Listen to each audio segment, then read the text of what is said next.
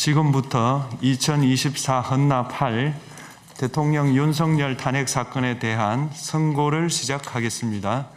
먼저 적법 요건에 관하여 살펴보겠습니다. 이 사건 계엄 선포가 사법심사의 대상이 되는지에 관하여 보겠습니다. 고위공직자의 헌법 및 법률 위반으로부터 헌법 질서를 수호하고자 하는 탄핵 심판의 취지를 고려하면 이 사건 계엄 선포가 고도의 정치적 결단을 요하는 행위라 하더라도 그 헌법 및 법률 위반 여부를 심사할 수 있습니다. 국회 법사의 조사 없이 이 사건 탄핵 소추안을 의결한 점에 대하여 보겠습니다. 헌법은 국회의 소추 절차를 입법에 맡기고 있고 국회법은 법사위 조사 여부를 국회의 재량으로 규정하고 있습니다. 따라서 법사위의 조사가 없었다고 하여 탄핵 소추 의결이 부적법하다고 볼 수 없습니다. 이 사건 탄핵 소추안의 의결이 일사부재의 원칙에 위반되는지 여부에 대해서 보겠습니다. 국회법은 부결된 안건을 같은 회기 중에 다시 발의할 수 없도록 규정하고 있습니다. 피청구인에 대한 1차 탄핵소추안이 제418회 정기회 회기에 투표 불성립되었지만 이 사건 탄핵소추안은 제419회 임시회 회기 중에 발의되었으므로 일사부재의 원칙에 위반되지 않습니다. 한편 이에 대해서는 다른 회기에도 탄핵소추안의 발의 횟수를 제한하는 입법이 필요하다는 재판관 정형식의 보충 의견이 있습니다.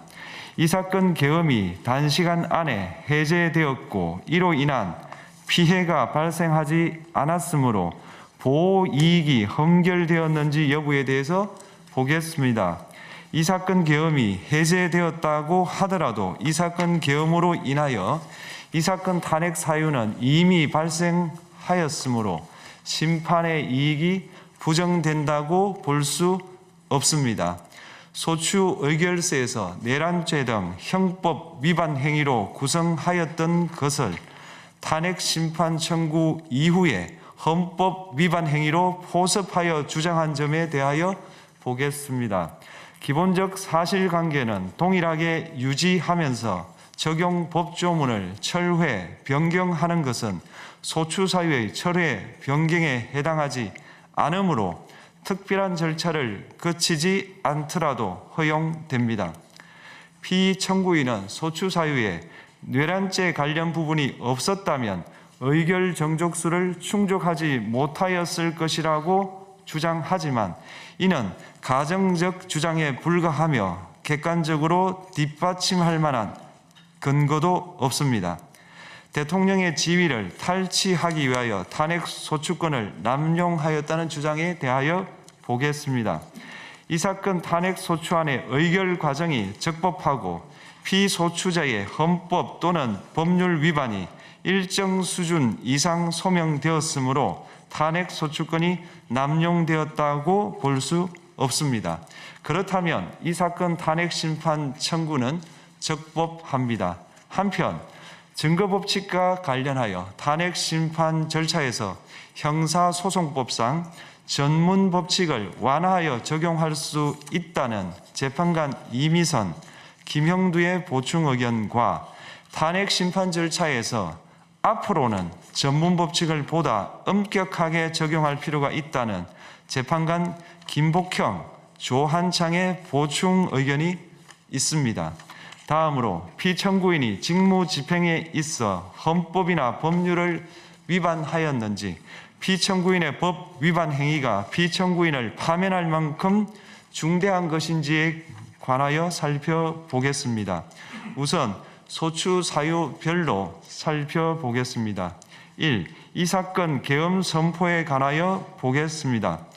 헌법 및 계엄법에 따르면 비상계엄 선포의 실체적 요건 중 하나는 전시, 사변 또는 이에 준하는 국가 비상사태로 저가 교전 상태에 있거나 사회 질서가 극도로 교란되어 행정 및 사법 기능의 수행이 현저히 곤란한 상황이 현실적으로 발생하여야 한다는 것입니다.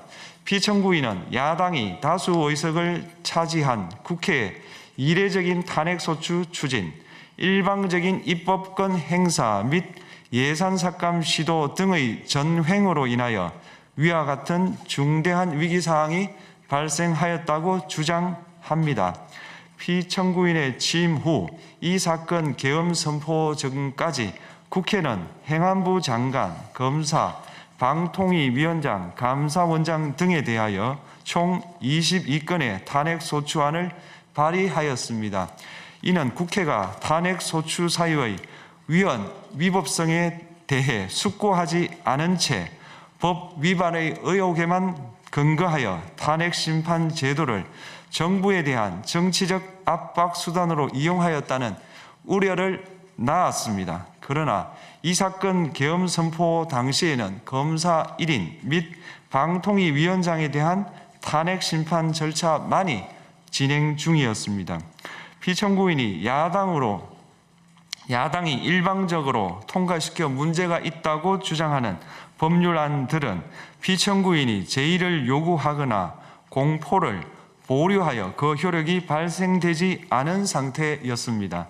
2025년도 예산안은 2024년 예산을 집행하고 있었던 이 사건 계엄 선포 당시 상황에 어떠한 영향을 미칠 수 없고 위 예산안에 대하여 국회 예결특위의 의결이 있었을 뿐 본회의의 의결이 있었던 것도 아닙니다. 따라서 국회의 탄핵소추, 입법, 예산안 심의 등의 권한 행사가 이 사건 계엄 선포 당시 중대한 위기 상황을 현실적으로 발생시켰다고 볼 수 없습니다. 국회의 권한 행사가 위법, 부당하더라도 헌법재판소의 탄핵 심판, 피청구인의 법률안 제의 요구 등 평상시 권력 행사 방법으로 대처할 수 있으므로 국가 긴급권의 행사를 정당화할 수 없습니다. 피청구인은 부정선거 의혹을 해소하기 위하여 이 사건 계엄을 선포하였다고도 주장합니다.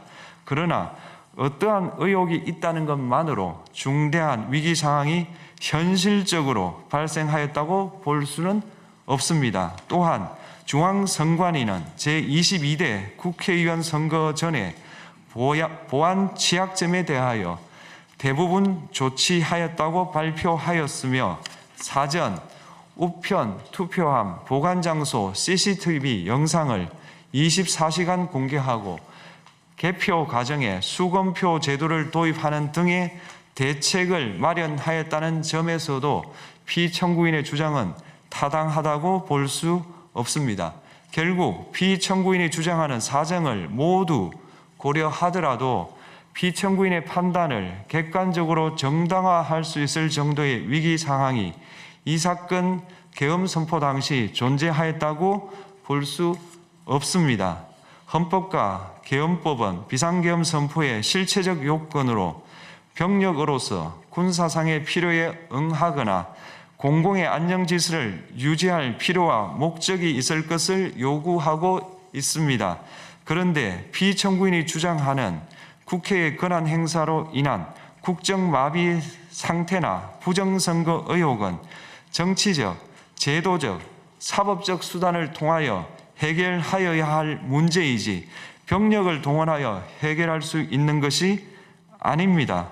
피청구인은 이 사건 계엄이 야당의 전횡과 국정위기 상황을 국민에게 알리기 위한 경고성 계엄 또는 호소형 계엄이라고 주장하지만 이는 계엄법이 정한 계엄 선포의 목적이 아닙니다. 또한 피청구인은 계엄 선포에 그치지 아니하고 군경을 동원하여 국회의 권한 행사를 방해하는 등의 헌법 및 법률 위반 행위로 나아갔으므로 경고성 또는 호소형 계엄이라는 피청구인의 주장을 받아들일 수 없습니다. 그렇다면 이 사건 계엄 선포는 비상계엄 선포의 실체적 요건을 위반한 것입니다. 다음으로 이 사건 계엄 선포가 절차적 요건을 준수하였는지에 관하여 보겠습니다. 계엄 선포 및 계엄 사령관 임명은 국무회의의 심의를 거쳐야 합니다. 피청구인이 이 사건 계엄을 선포하기 직전에 국무총리 및 9명의 국무위원에게 계엄 선포의 취지를 간략히 설명한 사실은 인정됩니다. 그러나 피청구인은 계엄사령관 등 이 사건 계엄의 구체적인 내용을 설명하지 않았고 다른 구성원들에게 의견을 진술할 기회를 부여하지 않은 점을 고려하면 이 사건 계엄 선포에 관한 심의가 이루어졌다고 보기도 어렵습니다. 그 외에도 피청구인은 국무총리와 관계 국무위원이 비상계엄 선포문에 부서하지 않았음에도 이 사건 계엄을 선포하였고 그 시행 일시, 시행 지역 및 계엄사령관을 공고하지 않았으며 지체 없이 국회에 통고하지도 않았으므로 헌법 및 계엄법이 정한 비상계엄 선포의 절차적 요건을 위반하였습니다.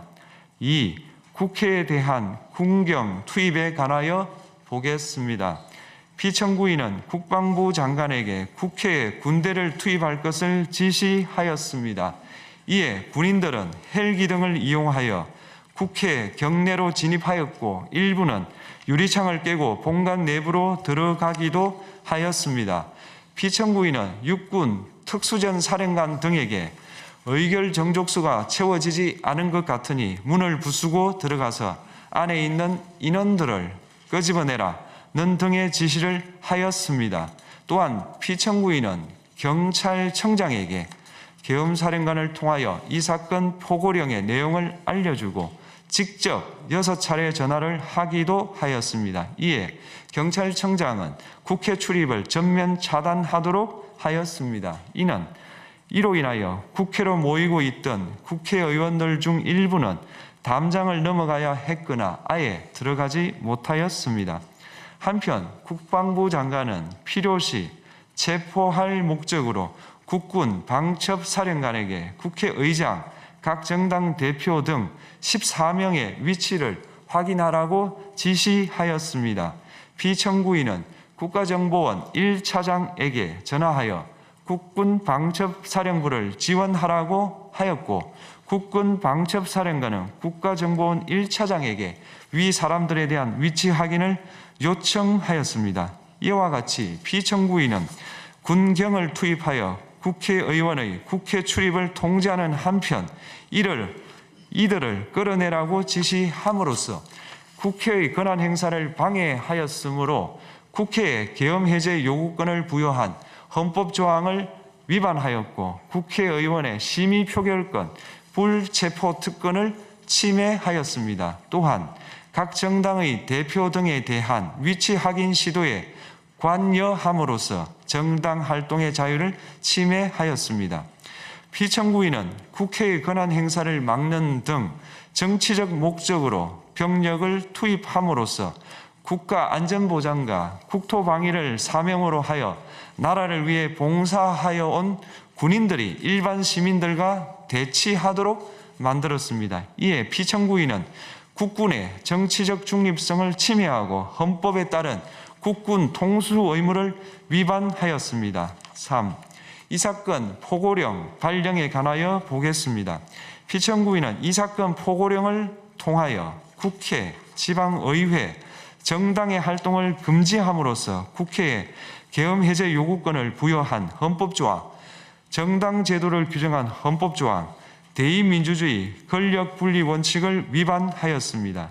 비상계엄 하에서 기본권을 제한하기 위한 요건을 정한 헌법 및 계엄법 조항, 영장주의를 위반하여 국민의 정치적 기본권, 단체 행동권, 직업의 자유를 침해하였습니다. 4. 중앙선관위에 대한 압수수색에 관하여 보겠습니다. 피청구인은 국방부 장관에게 병력을 동원하여 선관위의 전산 시스템을 점검하라고 지시하였습니다. 이에 따라 중앙선관위 청사에 투입된 병력은 출입 통제를 하면서 당직자들의 휴대전화를 압수하고 전산 시스템을 촬영하였습니다. 이는 선관위에 대하여 영장 없이 압수수색을 하도록 하여 영장주의를 위반한 것이자 선관위의 독립성을 침해한 것입니다. 5. 법조인에 대한 위치 확인 시도에 관하여 보겠습니다. 앞서 말씀드린 바와 같이 피청구인은 필요시 체포할 목적으로 행해진 위치 확인 시도에 관여하였는데 그 대상에는 퇴임한 지 얼마 되지 않은 전 대법원장 및 전 대법관도 포함되어 있었습니다. 이는 현직 법관들로 하여금 언제든지 행정부에 의한 체포 대상이 될 수 있다는 압력을 받게 함으로 사법권의 독립을 침해한 것입니다. 지금까지 살펴본 피청구인의 법 위반 행위가 피청구인을 파면할 만큼 중대한 것인지 관하여 보겠습니다. 피청구인은 국회와의 대립사항을 타개할 목적으로 이 사건 계엄을 선포한 후 군경을 투입시켜 국회의 헌법상 권한 행사를 방해함으로써 국민 주권주의 및 민주주의를 부정하고 병력을 투입시켜 중앙선관위를 압수수색하도록 하는 등 헌법이 정한 통치구조를 무시하였으며 이 사건 포고령을 발령함으로써 국민의 기본권을 광범위하게 침해하였습니다. 이러한 행위는 법치국가 원리와 민주국가 원리의 기본 원칙들을 위반한 것으로 그 자체로 헌법 질서를 침해하고 민주공화정의 안정성에 심각한 위해를 끼쳤습니다. 한편 국회가 신속하게 비상계엄 해제 요구를 결의할 수 있었던 것은 시민들의 저항과 군경의 소극적인 임무 수행 덕분이었으므로 이는 피청구인의 법 위반에 대한 중대성 판단에 영향을 미치지 않습니다. 대통령의 권한은 어디까지나 헌법에 의하여 부여받은 것입니다. 피청구인은 가장 신중히 행사되어야 할 권한인 국가 긴급권을 헌법에서 정한 한계를 벗어나 행사하여 대통령으로서의 권한 행사에 대한 불신을 초래하였습니다. 피청구인이 취임한 이래 야당이 주도하고 이례적으로 많은 탄핵 소추로 인하여 여러 고위공직자의 권한 행사가 탄핵 심판 중 정지되었습니다. 2025년도 예산안에 관하여 헌정사상 최초로 국회 예산결산특별위원회에서 정액 없이 감액에 대해서만 야당 단독으로 의결하였습니다. 피청구인이 수립한 주요 정책들은 야당의 반대로 시행될 수 없었고 야당은 정부가 반대하는 법률안들을 일방적으로 통과시켜 피청구인의 제의 요구와 국회의 법률안 의결이 반복되기도 하였습니다. 그 과정에서 피청구인은 야당의 전횡으로 국정이 마비되고 국익이 현저히 저해되어 가고 있다고 인식하여 이를 어떻게든 타개하여야만 한다는 막중한 책임감을 느끼게 되었을 것으로 보입니다. 피청구인이 국회의 권한 행사가 권력 남용이라거나 국정 마비를 초래하는 행위라고 판단한 것은 정치적으로 존중되어야 합니다. 그러나 피청구인과 국회 사이에 발생한 대립은 일방의 책임에 속한다고 보기 어렵고 이는 민주주의 원리에 따라 해소되어야 할 정치의 문제입니다. 이에 관한 정치적 견해의 표명이나 공적 의사결정은 헌법상 보장되는 민주주의와 조화될 수 있는 범위에서 이루어져야 합니다. 국회는 소수 의견을 존중하고 정부와의 관계에서 관용 그리고 자제를 전제로 대화와 타협을 통하여 결론을 도출하도록 노력하였어야 합니다.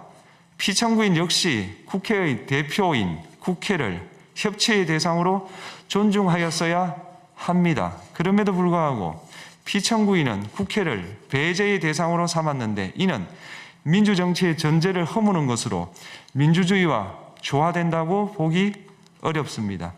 피청구인은 국회의 권한 행사가 다수의 횡포라고 판단했다 하더라도 헌법이 예정한 자구책을 통해 견제와 균형이 실현될 수 있도록 하였어야 합니다.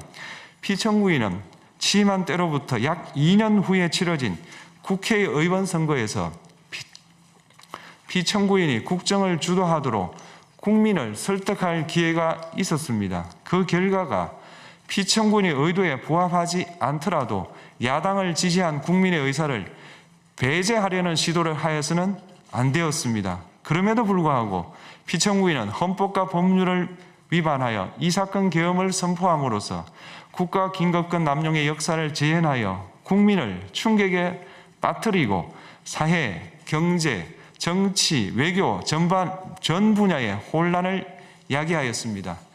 국민 모두의 대통령으로서 자신을 지지하는 국민을 초월하여 사회 공동체를 통합시켜야 할 책무를 위반하였습니다.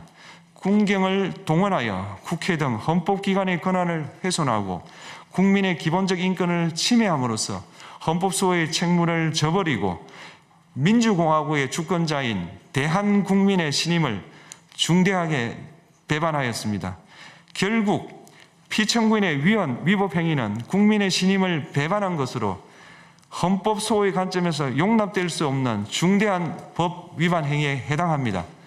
피청구인의 법 위반 행위가 헌법 질서에 미친 부정적 영향과 파급 효과가 중대하므로 피청구인을 파면함으로써 얻는 헌법소의 이익이 대통령 파면에 따르는 국가적 손실을 압도할 정도로 크다고 인정됩니다. 이에 재판관 전원의 일치된 의견으로 주문을 선고합니다. 탄핵 사건이므로 선고 시각을 확인하겠습니다. 지금 시각은 오전 11시 22분입니다. 주문, 피청구인 대통령 윤석열을 파면한다. 마치겠습니다.